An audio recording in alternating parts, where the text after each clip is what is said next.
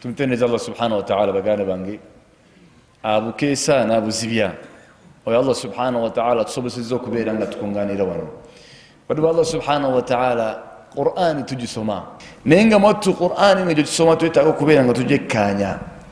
basahaba bali basoma Qur'an nenga tebajitako tebayitako aya 10 okujjako nga bazikolera okujjako nga bazekanya okujjako nga batunulira Allah subhanahu wa ta'ala atwagaza ki wano nolwensonga bafuuka abantu abasinga okubeera abalungi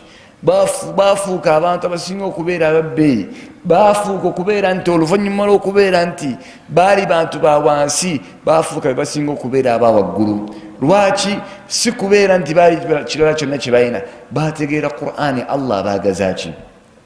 ne bakikolerako ekyavaamu ne beera nga bawaggulu nnyo baddu ba Allah subhanahu wa ta'ala Allah agamba mu Qur'an ولو أن للذين ظلموا ما في الأرض جميعا ومثله معه لافتدوا به من سوء العذاب يوم القيامة أهجم السنجم أبابالي زمانيا تبالي بينا ما في الأرض جميعا إتشري موسيقنا المالي نيبل الأبينا لافتدوا به سنجم صبروا كبيرا أنت بابي وايو سنجم بابي وايو واشي بابي وايو كبيرا أنت الله بكينجلز من سوء العذاب يوم القيامة او بيبو عذاب او بيبو كوبين زبي الله سبحانه وتعالى نقول قيامه سينغا سيتشي باني وديو بولي تشموچ بينا باني وديو سيونا او كوبين انت الله سبحانه وتعالى بتاسو مليرو الله جينا ما سنا جنبا وبدا لهم من الله ما لم يكونوا يحتسبون ني وبدا لهم تشي شافايو الى الله سبحانه وتعالى بدا لهم جبال با شافا يلي الله سبحانه وتعالى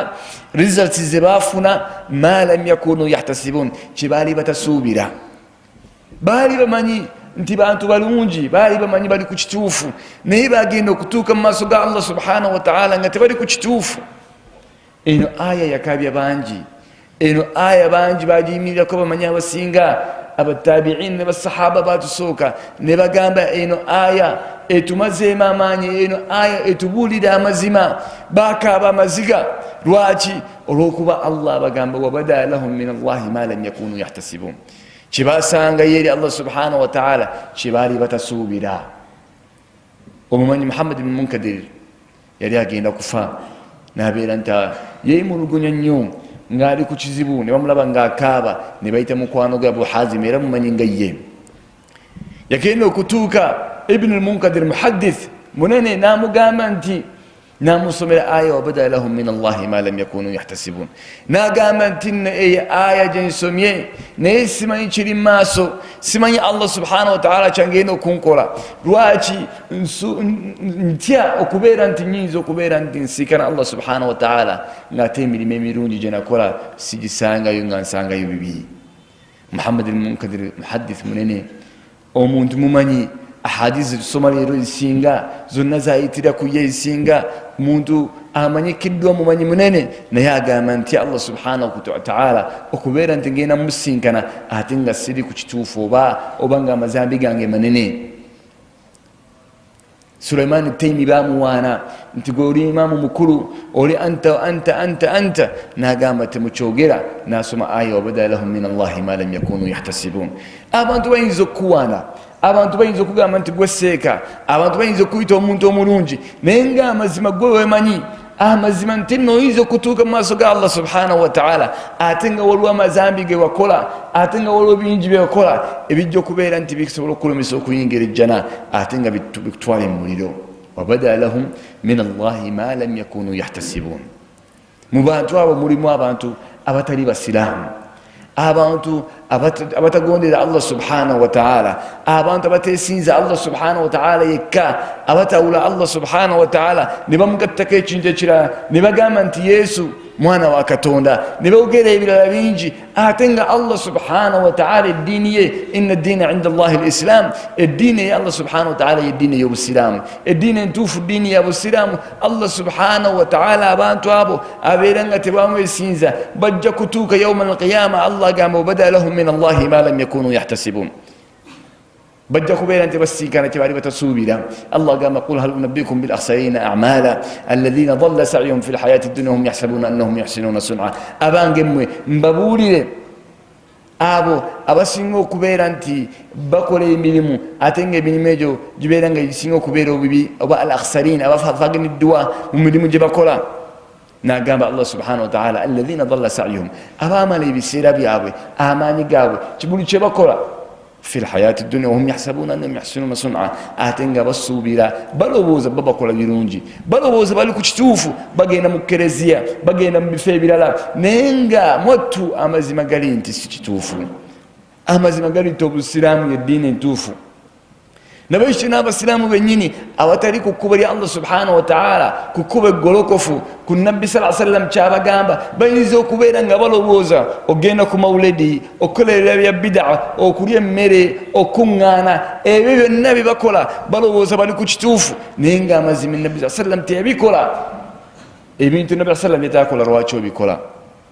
Tya Allah subhanahu wa ta'ala muddu wa Allah, omanyi nti nojja kusinkana Allah subhanahu wa ta'ala, obeere ng'okola emirimu gyo nga mirungi. Abantu ogwokubiri, abantu abeera nga bajja kusinkana Allah subhanahu wa ta'ala nga bayinza okubeera nti basangayo, bayinza okubeera nti basangayo bebadde tabasuubira. Omuteeko ogwokubiri beebo abeera nga emirimu emibi, amazambi bagatonia ne balowooza nti tulina amazambi matono, bakola emirimu ne bakola amazambi naye nga basuubira ebyo tewali buzibu. Akola ezambi lyonna, omuntu ayenda, abeera nti amaaso ge atunira buli wamu, abeera nga ali azaamaanya abantu, akola emibi gyonna, naye omusinkana oyinza okulowooza nti talina kyakoze. Alaba nti olwokuba agenze mu hijja, olwokuba nti akoze emirimu, olwokuba nti asiibye yamaze, ate nga agenze mu maaso n'okukola emirimu emibi. Anas ibn Malik agamba mu Sahih al-Bukhari nti mmwe mukola emirimu emibi, emirimu gye mukola leero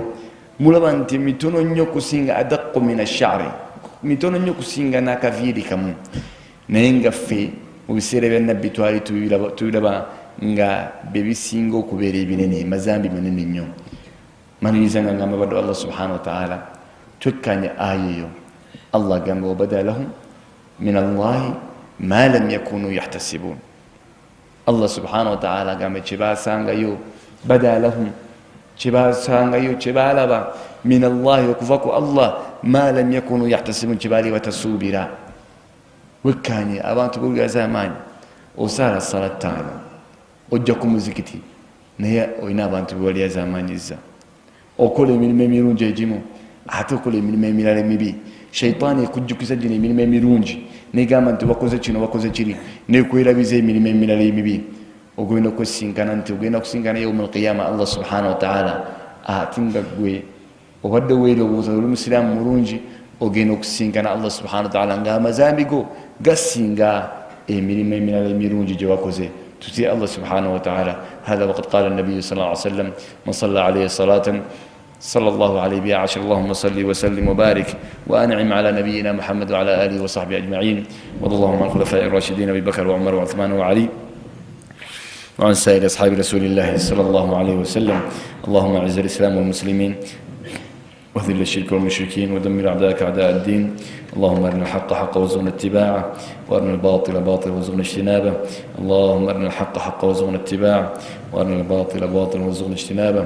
ربنا آتنا في الدنيا حسنة وفي الآخرة حسنة وقنا عذاب النار. اللهم اغفر لنا ذنوبنا وإسرافنا في أمرنا وثبت أقدامنا وانصرنا على القوم الكافرين. اللهم انصر إخواننا المستضعفين في كل مكان. اللهم انصرهم في سوريا وفي اليمن. اللهم انصر إخواننا المستضعفين في اليمن. اللهم انصرهم في اليمن وكلهم عونا ومعينا. وانصرهم في أفغانستان وفي كل مكان. اللهم احقن دماء المسلمين. اللهم احقن دماء المسلمين يا رب العالمين. اللهم اجعلنا ممن يلقون ربهم. اللهم ادخلنا جناتك جنات الفردوس. اللهم ادخلنا جناتك جنات الفردوس. اللهم لا تجعلنا ممن يبدو له سيئاته وممن يبدو له ما لم يكن يحتسب، إنك أنت الولي العظيم.